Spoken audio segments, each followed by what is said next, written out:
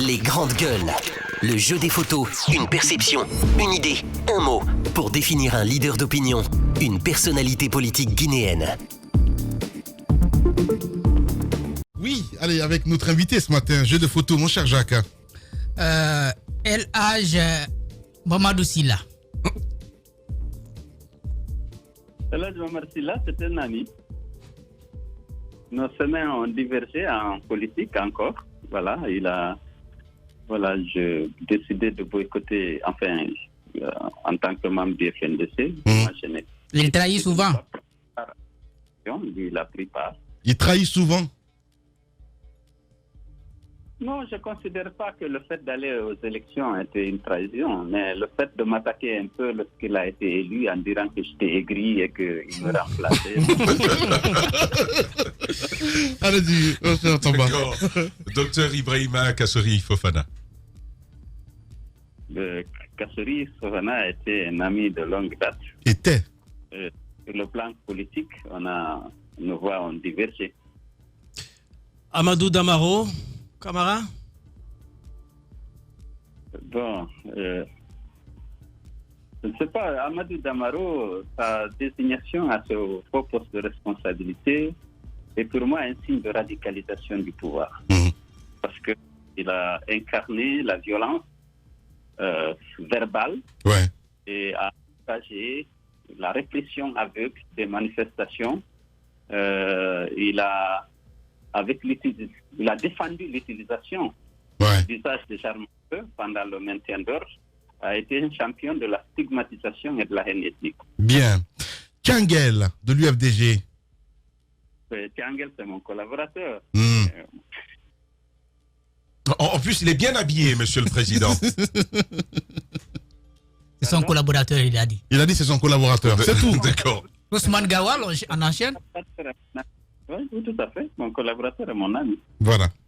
Merci beaucoup en tout cas, Koto. Si vous avez un message évidemment à passer, des millions de lutteurs nous écoutent. L'UFDG, entre autres. Le peuple de Guinée vous écoute. Et là, c'est d'Alain Diallo. Bien. Mes chers compatriotes, la lutte contre la pandémie est devenue notre priorité, bien entendu.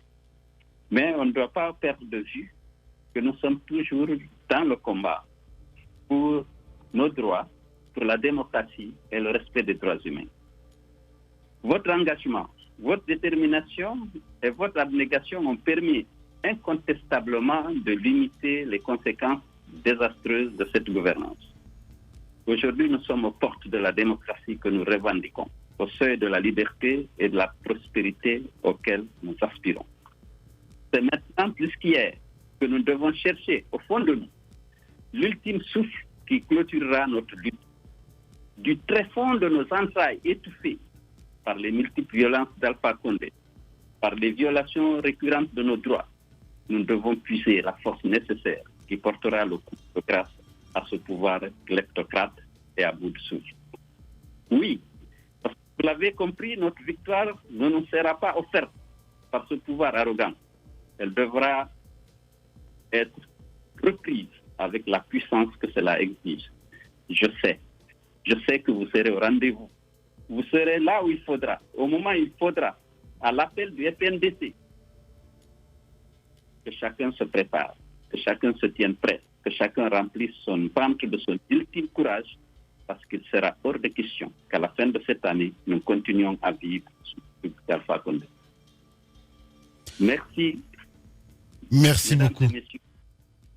Des grandes gueules. Merci beaucoup, monsieur le président. Et la cellule d'Alain Diallo était notre invité ce matin. La normale s'impose en norme. Le sens n'est plus sens.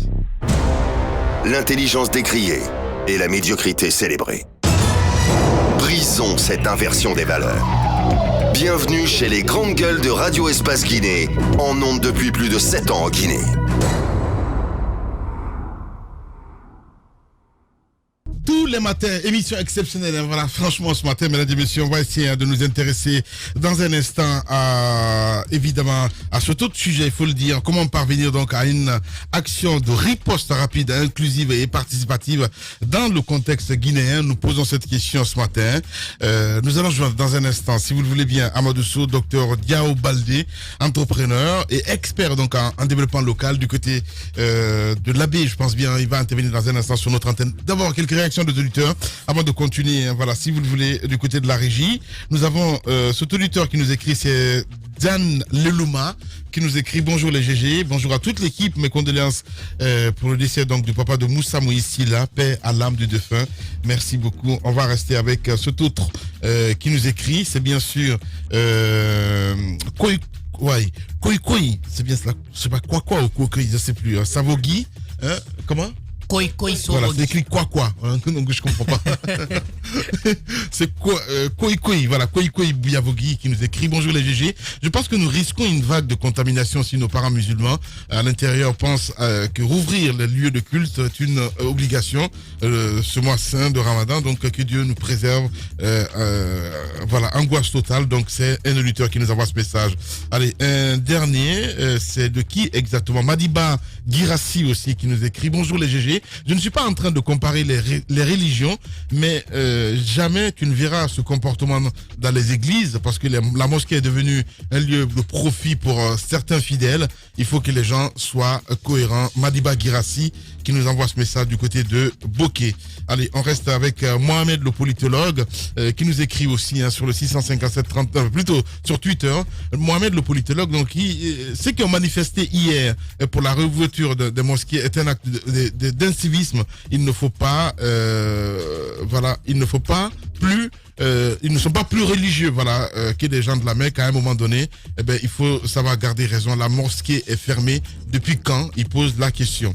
On reste avec Mohamed MC aussi qui nous écrit: Koya et Dubrika sont rattachés donc à la capitale Conakry. Il est impossible d'empêcher les gens de ces localités de circuler librement. L'État guinéen doit revoir tout ça. Donc merci beaucoup. Je pense que c'est le dernier. CKCK. Bonjour Lamine. Dites à Roby que le monde est lié par intérêt. Les imams ont raison. Même les médecins suivent leur intérêt, donc il n'y a pas de mal à ça. Personne n'est honnête en Guinée, commencez par les têtes. Voilà, c'est un auditeur qui nous envoie ce message.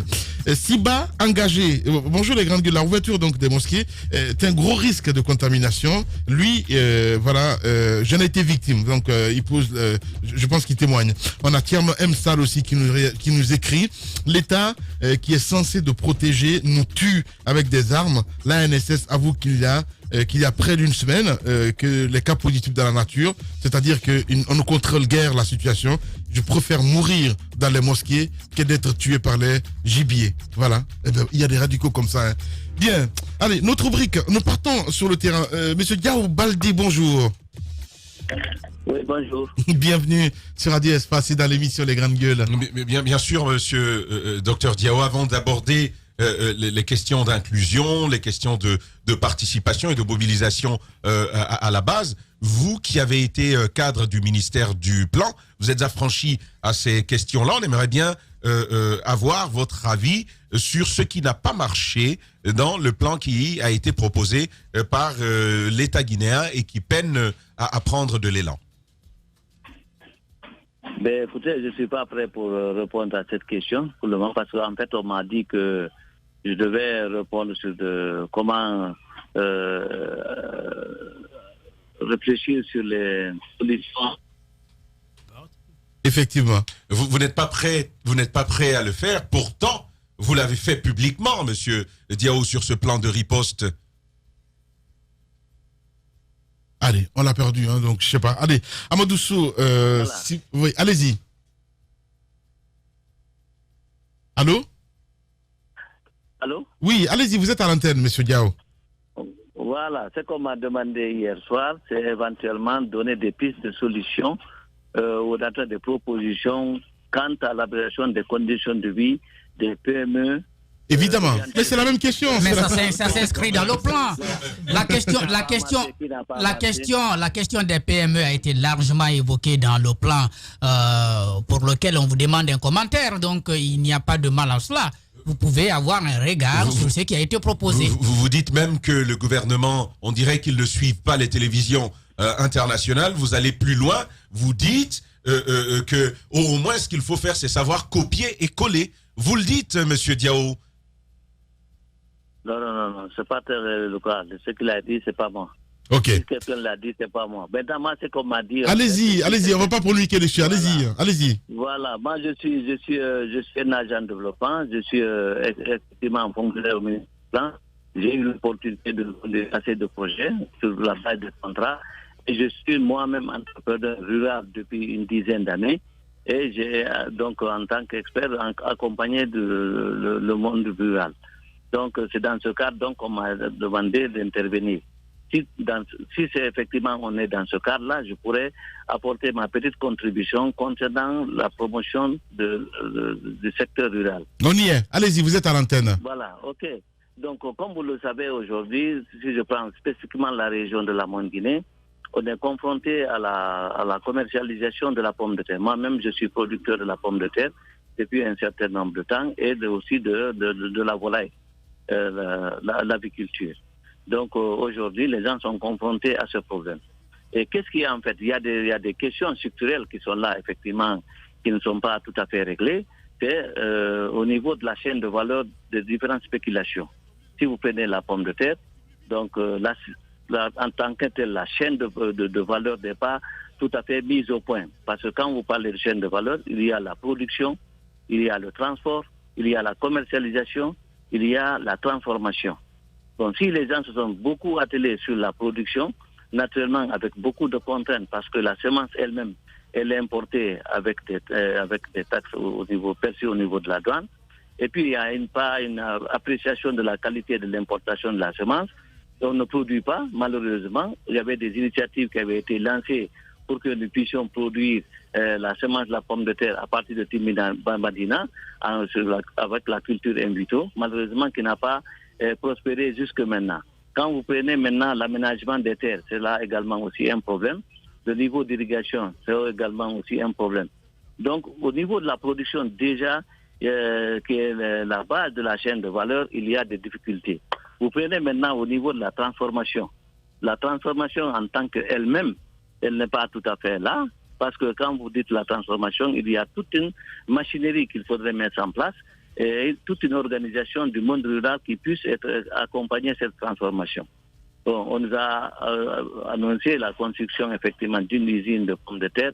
Malheureusement, jusque maintenant, ce n'est pas opérationnel, ce n'est pas en tout cas à l'ordre du jour, à ma connaissance.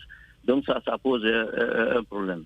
Et si vous prenez au niveau des chambres froides, il y a eu des initiatives qui ont été accompagnées par la Banque mondiale, par la construction d'une chambre froide au niveau de Timilani. Mais la capacité est très faible par rapport à la production locale. Donc il faudrait y penser, construire des chambres froides dans les zones de production, notamment à Labé, à Mali et à Amou, pour qu'effectivement... Dans la situation actuelle, docteur, il y a beaucoup de producteurs dans la zone de la Moyenne Guinée qui disposent de quantités suffisantes, qu'ils n'arrivent pas à écouler. Il y a même des semences qui sont aussi à disposition qu'on n'arrive pas à mettre à terre. Qu'est-ce que vous leur conseillez aujourd'hui en termes d'adaptation? Parce qu'il y a la crise qui est là, parce que ce que vous évoquez comme implication de l'État, peut-être, ça va être à l'avenir. Mais pour le cas présent, qu'est-ce qui peut être fait par chacun pour sortir, n'est-ce pas, de cette crise? Actuellement, au niveau de Madina, c'est lié au facteur de coronavirus. Parce qu'en fait, la consommation en fait a baissé. Les écoles sont fermées, et les restaurants sont fermés. C'est une question de demande. Les gens, donc parce que la demande n'est pas là. Maintenant, ce qu'il faudrait faire, c'est quoi? C'est à la rigueur faciliter l'évacuation de ces tonnes de pommes de terre, c'est-à-dire au niveau par la voie routière, ou dans les zones de consommation, notamment à Conakry, en Haute-Guinée et à Bokeh, etc. De deuxième alternative aussi, c'est faciliter la transformation. La transformation peut se faire, mais malheureusement, on n'est pas à ce niveau. Et de l'autre côté, c'est que l'État qu'est-ce que dans le un plan de producteur, riposte, dans le plan de riposte, un producteur qui n'arrive pas à écouler. Encourager. Oui, par exemple, on peut faire à l'image de ce qui a été fait dans d'autres pays. Peut-être l'État, en rapport avec la fédération, aurait organisé l'achat de la production, essayer de diminuer, par exemple, au niveau de Conakry. Par exemple, ça, c'était par exemple, une alternative. C'est-à-dire que en rapport avec les différentes fédérations, fixer un prix et puis évacuer cette production au niveau de Conakry et dans les autres villes qui en ont besoin et que pour les soutenir. C'est un double avantage. Le premier avantage, c'est que vous mettez la nourriture à la disposition des personnes qui sont diminuées liées au confinement, mais de l'autre côté, vous encouragez les producteurs à ne pas perdre.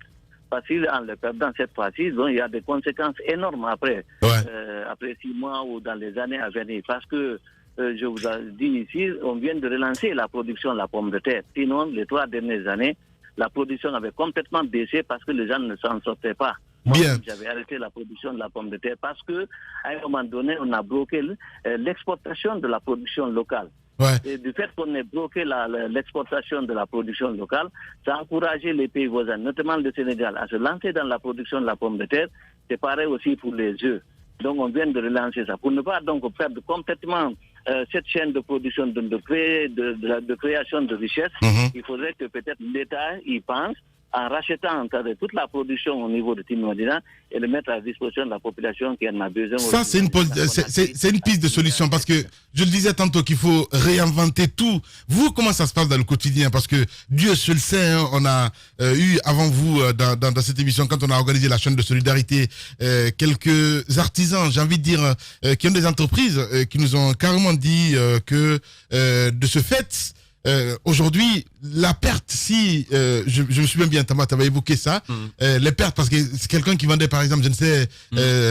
Par exemple, sur le poivron. Le poivron, voilà. Exactement, il y a un qui témoignait ici, un agriculteur qui témoignait, le kilo qui était vendu à 40 000, elle l'est aujourd'hui à 3 000 francs guinéens. Ce sont des pertes énormes, mais aussi en raison des restrictions qui sont imposées par l'État. Il faut réinventer la manière de produire, la manière de vendre, donc d'écouler son produit. De votre côté, comment vous vous y prenez et en quoi est-ce que ça peut être utile à ceux qui nous écoutent? Bon, je pense qu'il y a des solutions immédiates, mais des solutions aussi qu'il faudrait prendre au moins terme. Pour ce qui est des solutions immédiates, comme je le dis, c'est éventuellement voir dans quelle mesure racheter la production. Parce que, comme vous le savez, les matières premières là sont importantes du point de vue semence. Sinon, les gens ne vont pas se retrouver. Et puis, les gens payent la douane. Aussi, ça, c'est extrêmement important de le signaler. Donc, pour ce qui est maintenant à envisager, vous imaginez aujourd'hui, si vous prenez le cas de la pomme de terre, vous avez des fruits surgelés qui arrivent en abondance à Conakry, qui sont dans les rayons des magasins, des supermarchés, etc. C'est bien normal, c'est bien déjà, mais qu'est-ce qui fait ça? C'est que si vous, dans des cérémonies, vous réunissez des personnes avec 5 sacs de pommes de terre, ils prennent énormément de temps, il y a énormément aussi de pertes au point de vue poids même de la pomme de terre et la qualité elle-même. Donc l'État devait encourager à ce que la production de la pomme de terre orientée vers les frites, soit par exemple se réalise. Et en considérant aussi toute la chaîne de valeur, c'est-à-dire que des machines de conservation, des machines aussi qui font les frites. Et là, au moins, ça crée de la richesse au niveau local.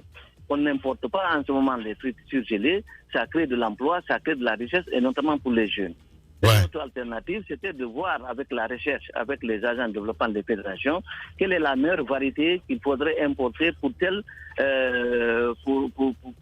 spéculation. Parce que il y a des variétés qui sont aptes pour les frites, il y a des variétés qui sont aptes pour le purée, et il y a des variétés qui sont aptes, par exemple, pour d'autres. Mais par exemple lié à la pomme de terre. Bien. Ça peut être réglé à ce niveau. Merci. De l'autre côté, c'est que... Allez-y. On n'est plus par le temps malheureusement. Allez-y, Dr Diao. Voilà. Donc, il y a cet aspect. Et de l'autre côté... Allez, malheureusement, on l'a perdu. Voilà, c'est très intéressant. Voilà, je pense qu'il faut donner la parole à ces paysans, à ces vrais gens, Jacques Liwa. On voit qu'il maîtrise son sujet, Jacques Liwa. Oui, je pense que nous l'avons dit la dernière fois ici. Il y a que l'État doit intervenir, en tout cas pour soutenir les producteurs. Oui, il y a de la production.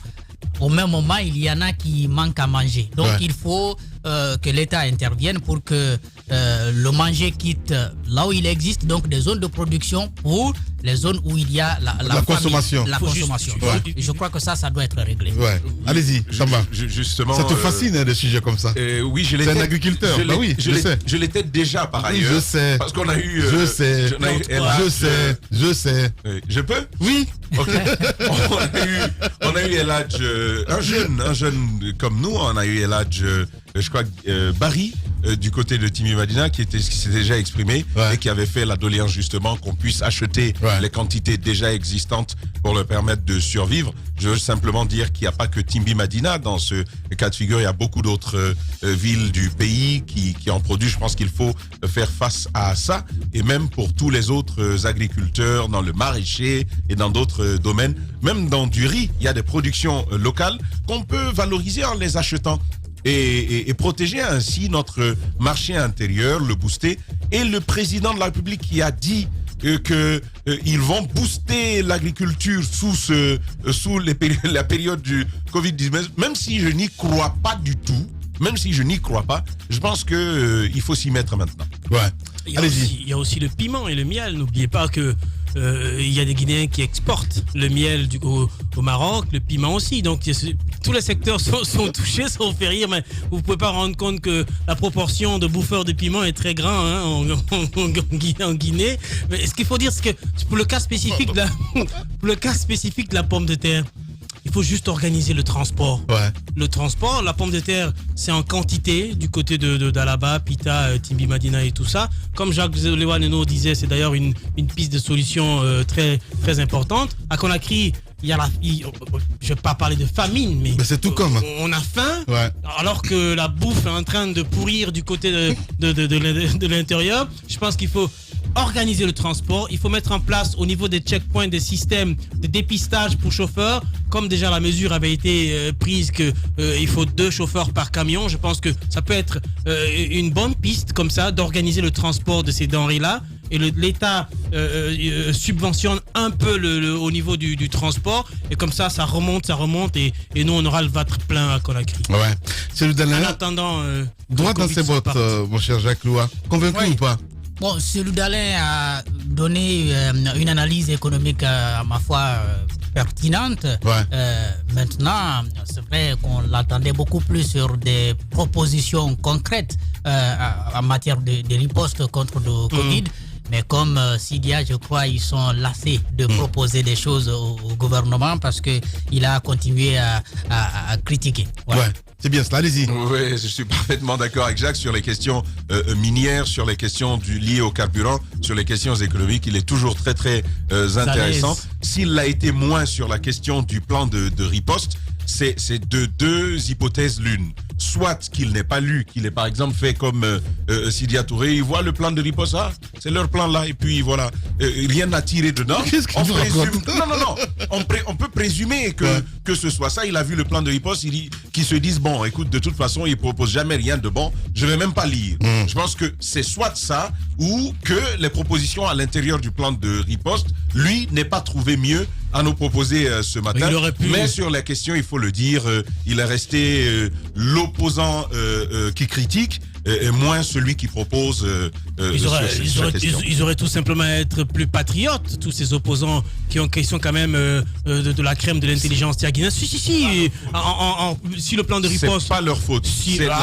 Mais il l'a dit, en plus, il l'a dit. Oui, mais après, ça vient un peu plus tard. Vous êtes toujours en train de divaguer. C'est pour moi, président vous êtes tous en train de divaguer. Moi, à ma place, ils auraient pu être plus patriotes en reprenant tout simplement ce plan des ripostes, en l'améliorant si ça ne les convient pas, ou à corriger s'il y a des tas, et à faire des propositions au plus haut niveau. Et après, si c'est rejeté, eh bien c'est tant pis pour ceux qui rejettent, mais eux au moins, ils auraient fait leur part du boulot. C'est vrai de critiquer, mais l'opposition, le rôle d'un opposant, c'est aussi à un moment donné de participer à distance à la gouvernance. Quand je dis de participer à distance à la gouvernance, c'est pas forcément être perché à Sékou Touré ou à la primature, mais c'est dans ces exemples-là, en prenant le plan de riposte, en le lisant, en y extrayant les tares et en y apportant ce qui a ajouté de valeur ajoutée en tout cas. Voilà, on l'a fait, mesdames et messieurs. Depuis 9h, on vous accompagne dans ce studio. Grand merci à Mohamed Kamara, technicien du côté de Radio Espace Kania. Amadou Sow a réalisé cette émission